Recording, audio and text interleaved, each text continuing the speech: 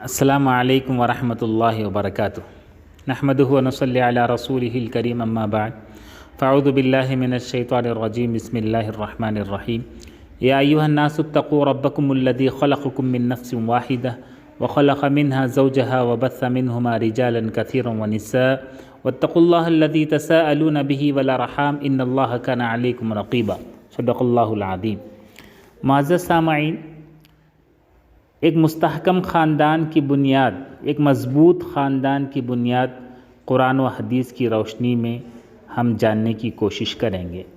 حضرات، میں نے جو آیت کریمہ آپ کے سامنے تلاوت کی، اے لوگو اپنے رب سے ڈرو جس نے تم کو ایک جان سے پیدا کیا اور اسی جان سے اس کا جوڑا بنایا اور ان دونوں سے بہت سے مرد و عورت دنیا میں پھیلائے۔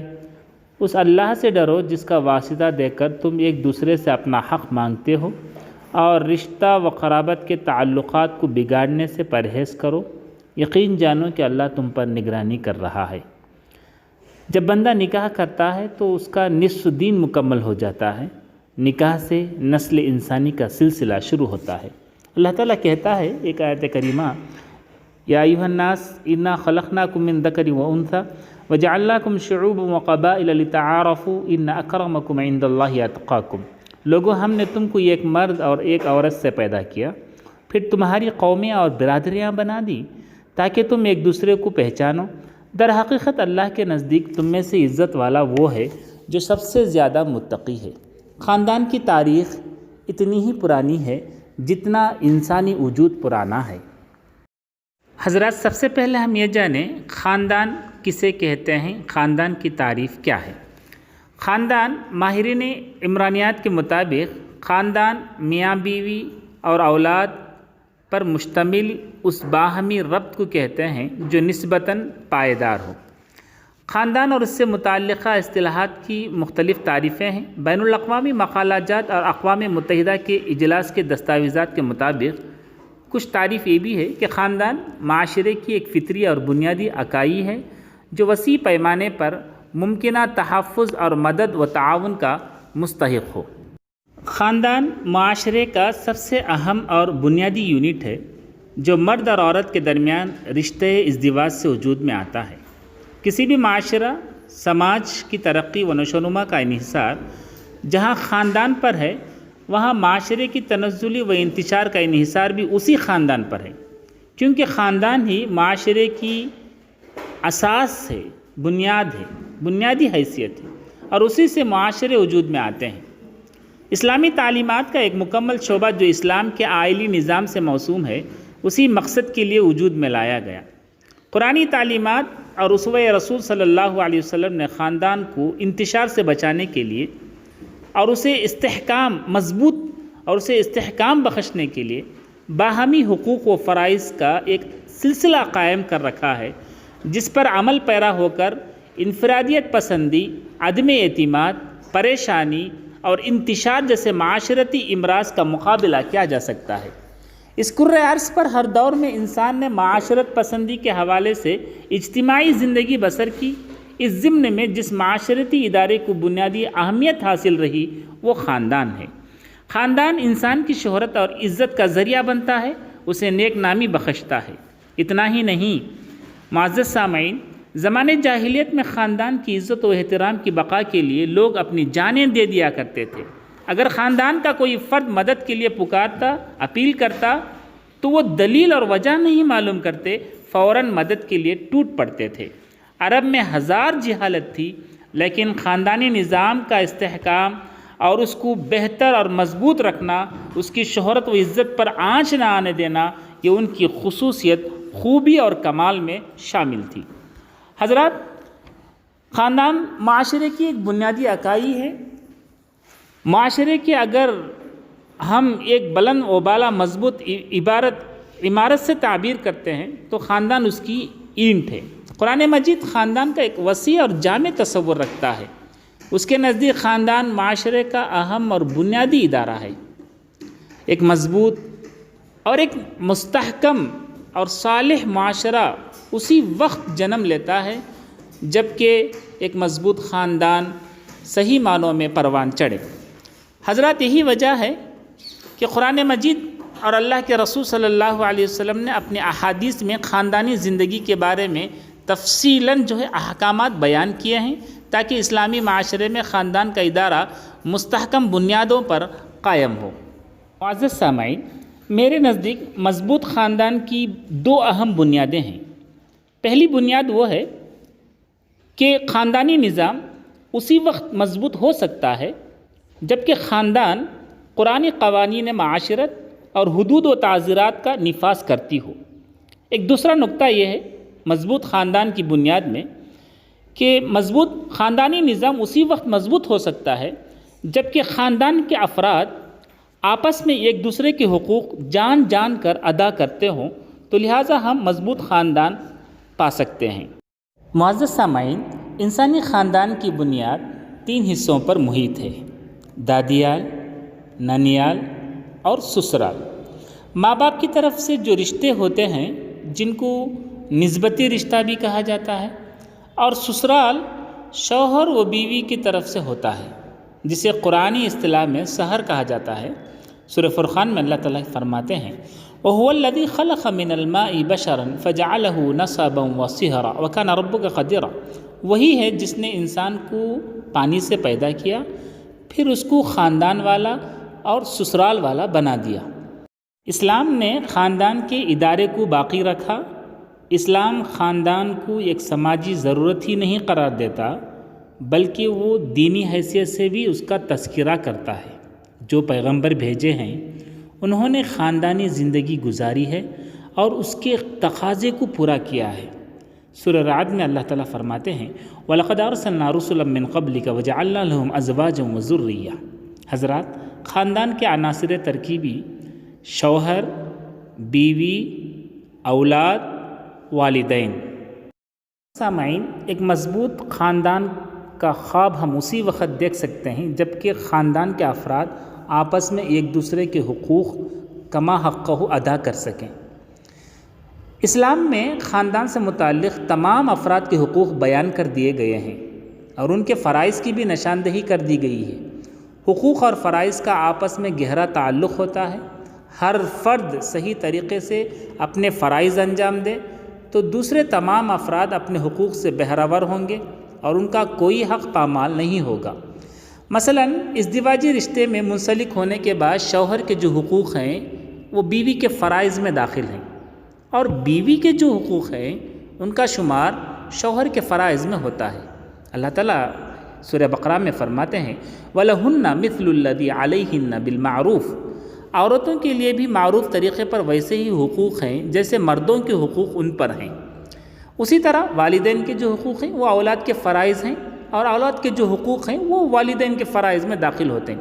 حضرات، شوہر کے جو حقوق ہیں بیوی پر جو عائد ہوتے ہیں ان میں 2 اہم ہیں۔ سب سے پہلے اطاعت۔ قرآن مجید میں اللہ تعالیٰ فرماتے ہیں فَالصَّالِحَاتُ قَانِتَاتٌ حَافِظَاتٌ لِلْغَيْبِ بِمَا حَفِظَ اللَّهُ۔ سورہ نساء میں، یعنی پس جو صالح عورتیں ہیں وہ اطاعت شعار ہوتی ہیں اور مردوں کے پیچھے اللہ کی حفاظت و نگرانی میں ان کے حقوق کی حفاظت کرتی ہیں۔ قانتات، اس میں اس آیت کریمہ میں قانتات آیا ہے، اس کی تفسیر میں علماء نے لکھا ہے کہ اس میں اللہ کی اطاعت اور شوہر کی اطاعت دونوں مفہوم شامل ہیں۔ حضرت ابو ہریرہ رضی اللہ عنہ سے مروی ہے، اللہ کے رسول صلی اللہ علیہ وسلم سے دریافت کیا گیا کہ کون سی عورت سب سے بہتر ہے؟ اس کے جواب میں آپ صلی اللہ علیہ وسلم نے فرمایا وہ عورت جس کا شوہر اس کی طرف دیکھے تو خوش ہو جائے۔ تو لہٰذا ایک حدیث میں آتا ہے، ام المؤمنین حضرت ام سلمہ روایت کرتے ہیں کہ رسول اللہ صلی اللہ علیہ وسلم نے فرمایا کہ جس عورت کا انتقال اس حال میں ہو کہ اس کا شوہر اس سے خوش ہو وہ جنت میں جائے۔ ایک دوسرا نقطہ ہے کہ حفظ غیب۔ حفظ غیب کی حفاظت کرتی ہیں۔ در حقیقت یہی عورت پر شوہر کا دوسرا حق ہے، حفظ غیب۔ غیب کی حفاظت کا مطلب یہ ہوتا ہے کہ اس چیز کی حفاظت ہے جو شوہر کی غیر حاضری میں عورت کے پاس بطور امانت ہوتی ہے۔ اس میں نسب کی حفاظت، آبرو کی حفاظت، مال کی حفاظت، بچوں کی پرورش اور رازوں کی حفاظت، یہ تمام چیزیں اس میں شامل ہوتی ہیں۔ معزز سامعین، سمجھدار خاتون ہی مستحکم خاندان کی بنیاد بھی ہوتی ہے۔ چلیے ہم بیوی کے حقوق کیا ہیں جانیں۔ بیوی کے حقوق کو ہم 2 حصوں میں تقسیم کر سکتے ہیں۔ حضرات اسلام نے نظام خاندان میں بیوی کے حقوق کو بھی محفوظ کیا ہے تاکہ شوہر اپنے اختیارات سے فائدہ اٹھا کر اس پر بے جا ظلم نہ کر سکے اور وہ نظام معاشرت میں اپنی فطری صلاحیتوں کو بہتر طریقے سے بروکار لا سکے۔ لہٰذا بیوی کے جو حقوق ہیں ان کو 2 حصوں میں تقسیم کیا ہے، ایک معاشی حقوق اور دوسرا تمدنی حقوق۔ معاشی حقوق اسلام نے مختلف طریقوں سے عورت کی معاشی حیثیت کو مستحکم کیا ہے، مضبوط کیا ہے، چنانچہ اس اعتبار سے بیوی کو حاصل ہونے والے 3 حقوق اہم ہیں۔ نمبر 1 مہر، یہ عورت کا بنیادی حق ہے، اس سے کسی بھی صورت سے محروم نہیں کیا جا سکتا، یہاں تک کہ اگر کوئی نکاح بغیر مہر کے طے کیے ہو یا کر لیا جائے تو بیوی مہر مثل کے مستحق ہوتی ہے۔ لہذا دوسرا نفقہ، نان و نفقہ، اسی طرح شوہر پر بیوی کا حق ہے کہ اس کے لیے نان و نفقہ غذا فراہم کرے اور اس کی روزمرہ زندگی میں جو ضروریات ہوتے ہیں اس کو پورا کرے۔ اور وراثت تیسرے نمبر پر، شوہر کے مال و جائیداد میں بیوی کا ایک حصہ متعین ہے جس سے کسی بھی صورت میں اسے محروم نہیں کیا جا سکتا۔ دوسرا حق تمدنی حق ہے۔ تمدنی حقوق یعنی اس سے مراد ایسا سمجھیے کہ وہ تمام معاملات ہیں جو میاں بیوی کے درمیان پیش آ سکتے ہیں، یعنی شوہر کو حکم دیا گیا ہے کہ وہ بیوی کے ساتھ حسن سلوک کرے۔ قرآن حدیث میں بہت جگہ مقامات پر اللہ تعالیٰ ارشاد فرماتے ہیں، سورہ نساء میں دیکھیے، وعاشروہن بالمعروف، ان کے ساتھ بھلے طریقے سے زندگی بسر کرو۔ ایک حدیث میں اللہ کے رسول صلی اللہ علیہ وسلم نے ارشاد فرمایا کہ اہل ایمان میں سب سے زیادہ کامل وہ شخص ہے جس کے اخلاق سب سے بہتر ہو، اور تم میں سب سے بہتر لوگ وہ ہیں جن کے اخلاق اپنی عورتوں کے ساتھ بہتر ہو۔ ترمذی کی حدیث ہے۔ بہرحال ازدواجی معاملات میں عورت کو بہت سے حقوق عطا کیے گئے ہیں، وہ شوہر کے انتخاب کا بھی حق رکھتی ہے۔ تو بیوی کے حقوق جو شوہر ادا کرتے ہیں، تو لہٰذا ایک مستحکم خاندان کی ہم خواب دیکھ سکتے ہیں۔ اولاد کے حقوق، اولاد پر ہی سماج و خاندان کی ارتقاء کا انحصار ہوتا ہے۔ آج کے اولاد ہی کل کے والدین ہوں گے، اس لیے اگر ان کے حقوق کی ادائیگی سے غفلت برتی گئی اور صحیح خطوط پر ان کی پرورش اور تربیت نہیں کی گئی تو مستقبل کے سماج کا ارتقاء صحیح بنیادوں پر ہرگز نہیں ہو سکتا۔ اور دیکھیے، اولاد والدین کے لیے قدرت کا بہترین تحفہ، ان کا سرمایہ حیات، آنکھ کی ٹھنڈک اور دکھ درد کا سہارا ہوتی ہیں۔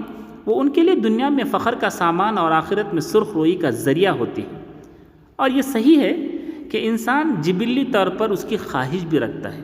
اس بات کی وضاحت قرآن مجید میں مختلف مقامات پر بھی کیا گیا ہے، سورہ آل عمران میں، سورہ ابراہیم میں، سورہ صافات میں۔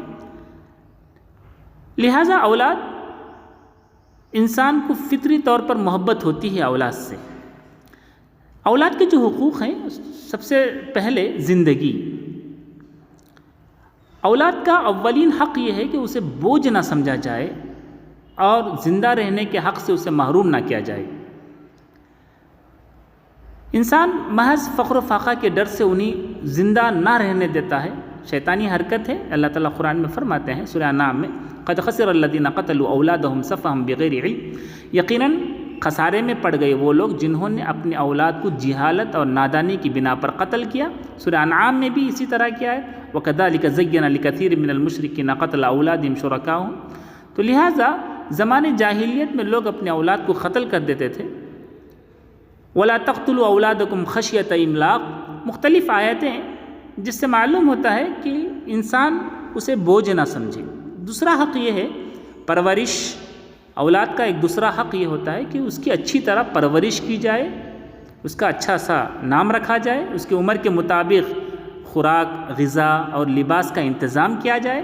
قرآن کہتا ہے سورہ بقرہ میں، وَالْوَالِدَاتُ يُرْضِعْنَ أَوْلَادَهُنَّ حَوْلَيْنِ كَامِلَيْنِ لِمَنْ أَرَادَ أَن يُتِمَّ الرَّضَاعَ وَعَلَى الْمَوْلُودِ لَهُ رِزْقُهُنَّ وَكِسْوَتُهُنَّ بِالْمَعْرُوفِ۔ تو جو تیسرا حق یہ ہے کہ والدین کی اہلیت تربیت، یعنی اولاد کے جو حقوق میں تربیت۔ اولاد کا تیسرا حق یہ بھی ہے کہ ان کی اچھی طرح سے تربیت کی جائے، ان کی ظاہری اور جسمانی نشو و نما پر دھیان دینے کے ساتھ ساتھ ان کے اخلاقی اور روحانی ارتقاء پر بھی توجہ دی جائے۔ یا ایھا الذین آمنوا قو انفسکم و اہلیکم نارا، اے لوگوں جو ایمان لائے ہو خود بچو، اپنے آپ کو بھی بچاؤ اور اپنے اہل و عیال کو بھی بچاؤ۔ مرد اپنے گھر والوں کا نگران ہے، راعی ہے، اور اس کی نگرانی میں رہنے والوں کے بارے میں کل قیامت کے دن اللہ تعالیٰ سوال کرے گا۔ تو لہٰذا اولاد کے جو حقوق ہیں والدین پر، زندگی، پرورش، تربیت۔ حضرت والدین کے حقوق، وَاعْبُدُوا اللَّهَ وَلَا تُشْرِكُوا بِهِ شَيْئًا وَبِالْوَالِدَيْنِ إِحْسَانًا۔ والدین، دیکھیے انسان کا اپنے رشتہ داروں میں سب سے قریبی تعلق والدین سے ہوتا ہے۔ وہ نہ صرف اس دنیا میں اس کے وجود کا ذریعہ بنتے ہیں بلکہ پیدائش کے بعد اسے پال پوش کر بڑا کرتے ہیں۔ اور سمجھیے کہ قرآن کریم میں والدین کا تذکرہ رشتہ داروں سے پہلے کیا گیا، اور ان کی خصوصی اہمیت کی وجہ بیان کی گئی کہ ان کے ساتھ حسن سلوک کرنے کا حکم علیحدہ سے بھی دیا گیا۔ وَاعْبُدُوا اللَّهَ وَلَا تُشْرِكُوا بِهِ شَيْئًا وَبِالْوَالِدَيْنِ إِحْسَانًا وَبِذِي الْقُرْبَى وَالْيَتَامَى وَالْمَسَاكِينِ، اور تم سب اللہ کی بندگی کرو، اس کے ساتھ کسی کو شریک نہ بناؤ، ماں باپ کے ساتھ نیک برتاؤ کرو۔ اسی طرح سے سورہ بقرہ میں بھی ہم دیکھتے ہیں وَإِذَا أَخَذْنَا مِيثَاقَ بَنِي إِسْرَائِيلَ لَا تَعْبُدُونَ إِلَّا اللَّهَ وَبِالْوَالِدَيْنِ إِحْسَانًا وَذِي الْقُرْبَى وَالْيَتَامَى وَالْمَسَاكِينِ۔ سورہ بنی اسرائیل میں بھی وَقَضَىٰ رَبُّكَ أَلَّا تَعْبُدُوا إِلَّا إِيَّاهُ وَبِالْوَالِدَيْنِ إِحْسَانًا، آپ دیکھ سکتے ہیں ان تمام چیزوں کو۔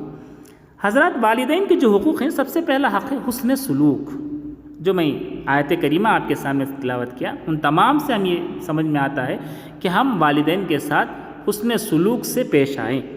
ایک دوسرا حق یہ ہے کہ ہم والدین کے مالی ضروریات کو پورا کریں۔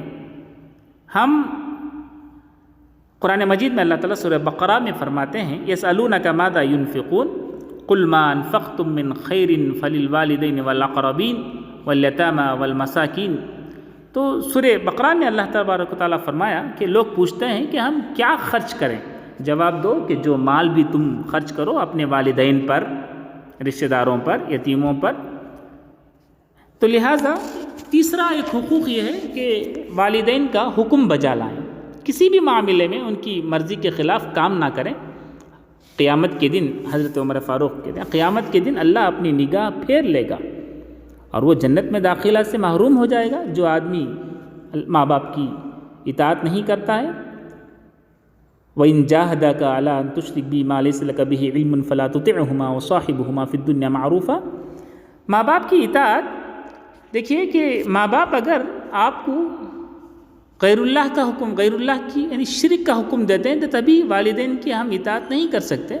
البتہ دنیاوی معاملات میں ہم والدین کا کما حق ادا کرنا ہمارے اوپر ضروری ہو جاتا ہے۔ مضبوط خاندان کا خواب ہم اسی وقت دیکھ سکتے ہیں جبکہ ہمارے خاندان میں قرآنی قوانین معاشرت کا نفاذ ہو۔ بہرکیف تو دوسری طرف اگر ہم دیکھتے ہیں کہ مغربی ممالک میں خاندان کا ادارہ تباہی کے دہانے تک پہنچ چکا ہے، اور اس کی بنیادی وجہ یہ ہے کہ خاندان کے ادارے کو وحی کی تعلیمات کی روشنی میں استوار کرنے کے بجائے اپنے افکار اور فلسفوں پر قائم کیا گیا۔